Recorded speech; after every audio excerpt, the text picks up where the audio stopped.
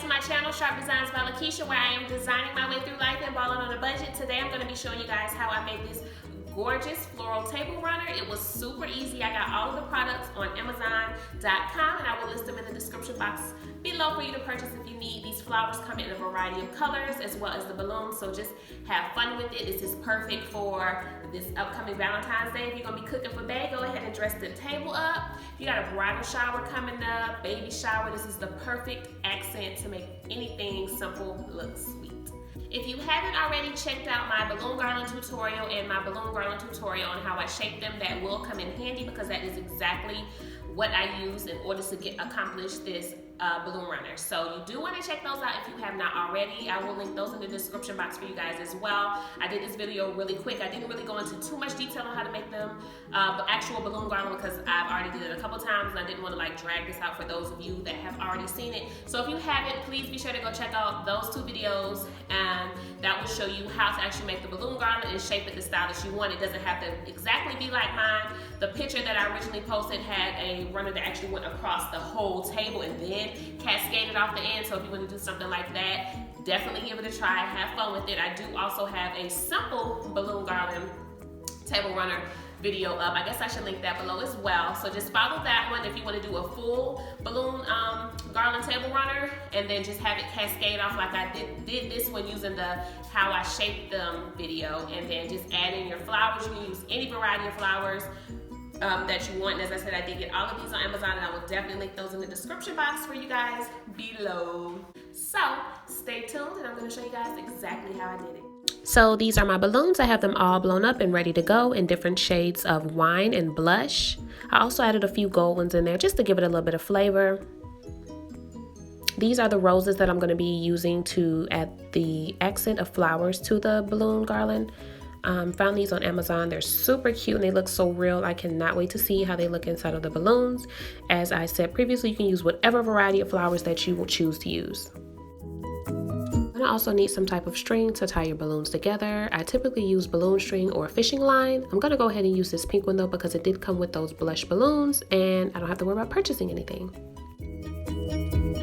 Okay guys, so I'm ready to get started, and I have gotten quite a few questions about why I never start my balloon garlands off. Typically when I start doing them, I always remember that, girl, you need to be vlogging this after I've already started. So today I'm actually going to start this off with you guys from scratch. So the first thing you're going to do is take your first two sets of balloons and you're going to tie the string around them into a secure knot.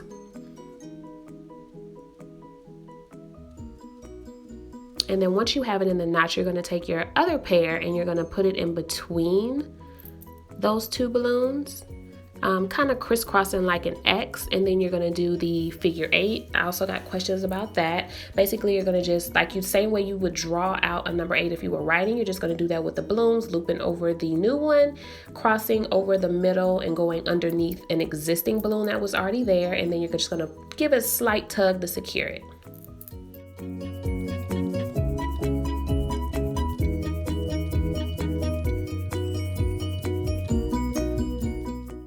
Alright, so this is where I am right now with my balloon garland. I did do a few balloons going outward so that I could determine the width that I did want the garland to be, just to make sure I had enough balloons blown up, because to be honest, I didn't feel like blowing up anymore. So I went ahead and started off by doing it a certain width, and this should definitely be wide enough for the table that I'm going to be placing it on. There's no certain measurement that I did. I just kind of eyeballed it to figure that out. So just look at the table that you're going to be putting your garland on and figure out how wide you need it to be. And then so what I'm going to continue to do now is just continue to add balloons going downward, and then I'll go back and add balloons up the side the same way I did in how I shaped them video.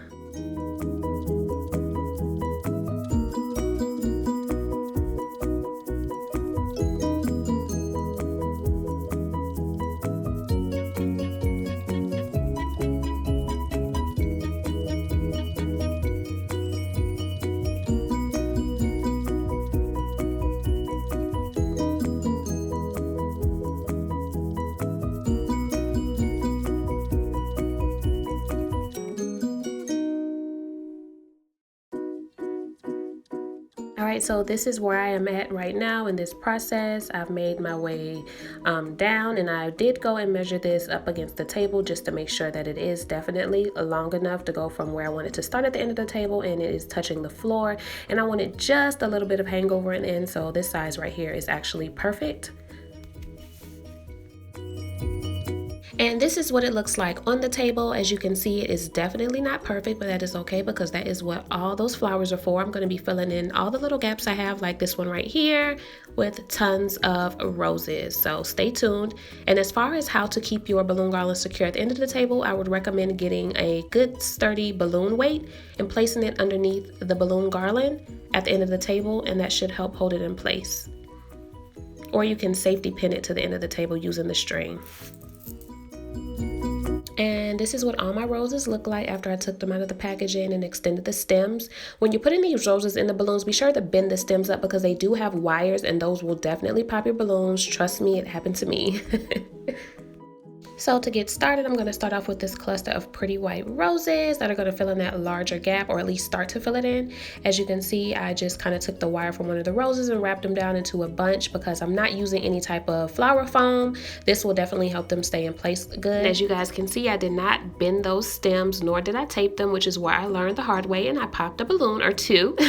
See all that confetti on the floor? So yeah, make sure you do bend those stems or tape them with flower tape.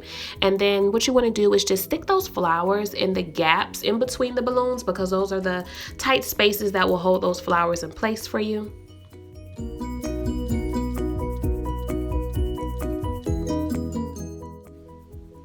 Alright guys, so this is the final product. I really love how it came out. I do wish that I had purchased more of a variety of flowers. Maybe some hydrangea would have been perfect in there, but I do love how it came out. As I said before, you guys can try any variety of flowers that you would love. Definitely have fun with it. This is a super easy and fun project to make any event pop, especially if you are on a budget, because this honestly did not cost that much. As I said, I'll link all the items in the description box below for you guys.